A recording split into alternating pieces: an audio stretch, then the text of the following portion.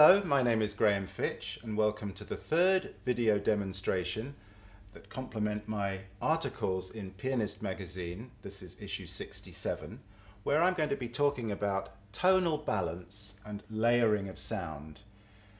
You've just heard the beginning of Schubert's heavenly G-flat major impromptu, where there has been a melody line on the top. If I play the melody line by itself, it's not a particularly distinguished melody.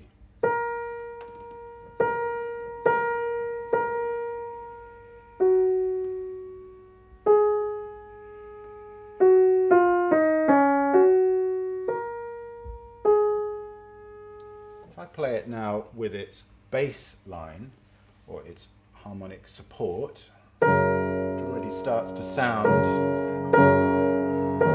like something. The melody line together with its bass.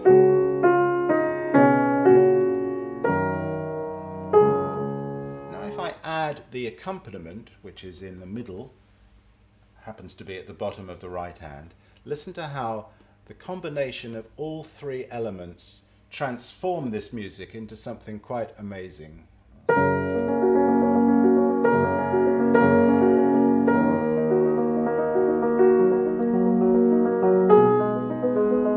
And so on. I think you'll agree there that the whole is greater than the sum of its parts.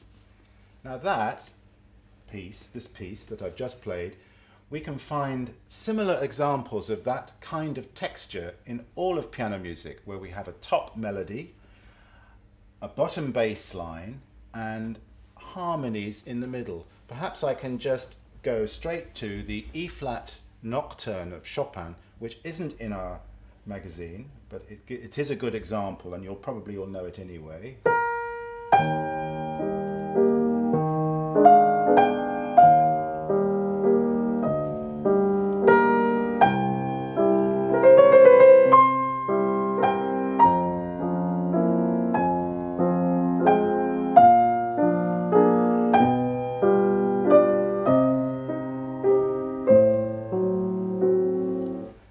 What you'll hear there is the melody line, supported by bass notes, every beat in the left hand. Now I've got two layers of sound there. I've got a melody line, which is the strongest, or the stronger of these two.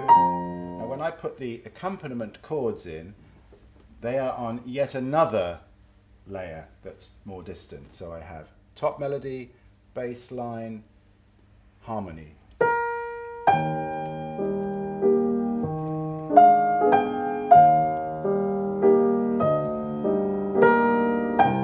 And so on. This all, of course, takes quite a lot of control. If you remember to the last video demonstration where I showed the miming exercise, this is incredibly useful to use also in these two pieces. And if I can now show you that, here's the miming exercise applied to the Schubert impromptu, where instead of playing my accompaniment quavers, I'm going to mime them, which means touch the surface of the keys without allowing them to sound. Let me just demonstrate a little bit of that.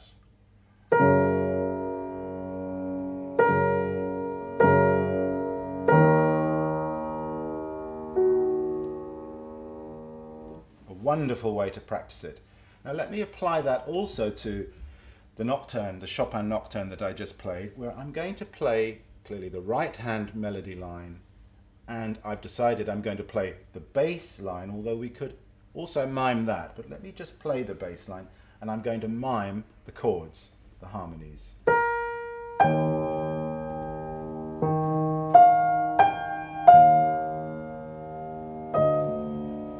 I think I could give you a written money-back guarantee that if you practice like that, your control of the texture of the melody and the accompaniment would be enhanced incredibly. You'd really notice the difference.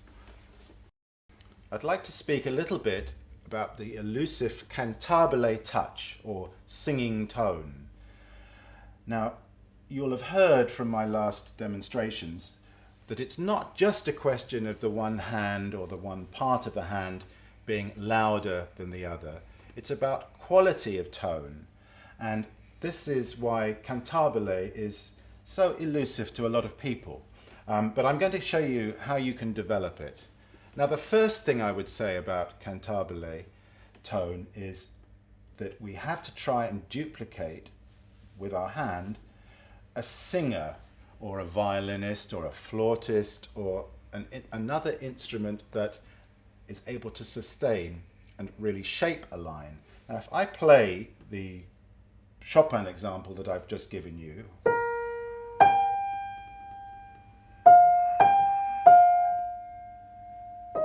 I think you'll hear that some notes were played more strongly within that higher level of sound anyway than others.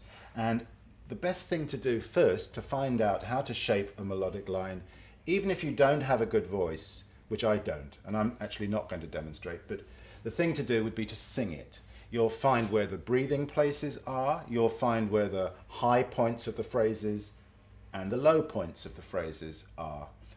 So for example, if I played that line again and I did it like this, I don't think you'd like this. That doesn't sound very musical. It certainly doesn't sound very beautiful because I played every note equally loud.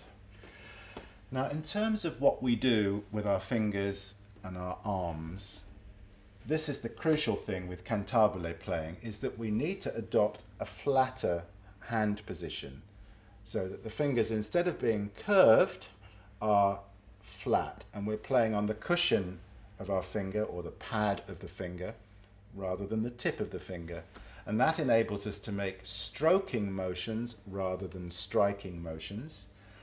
Let me change examples now. Let me go to the Forêt, the Romance sans parole that we have in the magazine. You'll hear when I come in with my right hand that it's on a different tonal level, but you'll also be able to see how my fingers are flatter and I'm using weight from my arm.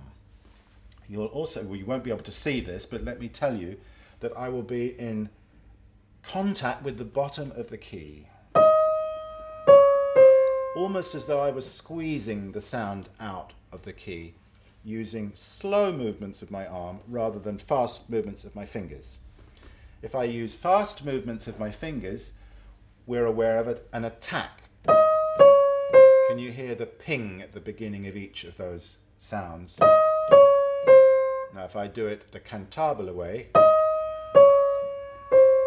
it's much more legato, it's much more singing, it's much more beautiful. Let me show you.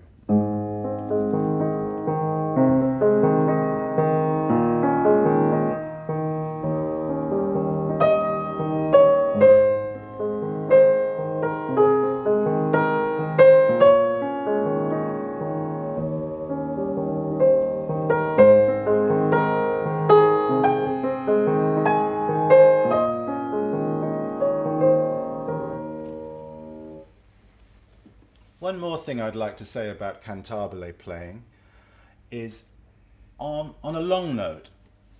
Any long note or any note on the piano decays as soon as I've played it. Let me just demonstrate that to you. As soon as I play this D flat, the sound is dying.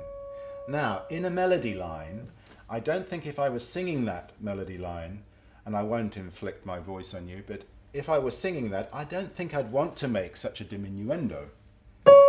It's a long note. Now, if I play the next note with the same amount of tone as I used on the first note, I'm going to get a horrendous bang in my melody line. So what I have to do is I have to learn to match up my tone, and this is one of the most important things about cantabile playing, is to listen to what's left of a long note. Do you hear how I made the two match? Then, having made that one note after the long note match, then I can come back into my voice. Let me show you. So the first note after the long note is going to be quite soft, but then I'm going to come back.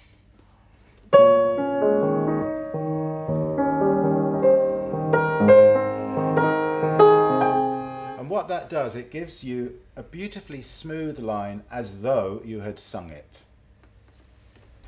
I'm going to end by showing you a very quick and easy exercise that you can use to develop the cantabile touch. And I prefer this hand position where it's actually a whole tone position, starting with the thumb on the E. The reason I like this better than a C major position is I've got my long fingers on the black keys and I've got my short fingers on the white keys, so it fits the hand like a glove, whereas a C major position would be much more cramped. So what I'm going to do is I'm going to put the cushions or the pads of my fingers on the keys, and I'm going to make a point not to use a movement of the finger. I'm going to use movements of the arm. Now let me just demonstrate that to you first. I think it's easier sometimes just to see it. Now I'm transferring the weight of my arm through the pad of my finger to the keyboard. My finger itself is not being used. Now, notice how the wrist is also very mobile, and I'm able to connect by a super legato the notes.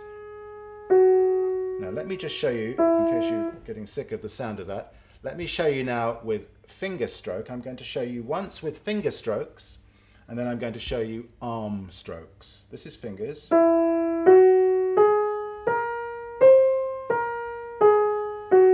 This is arm.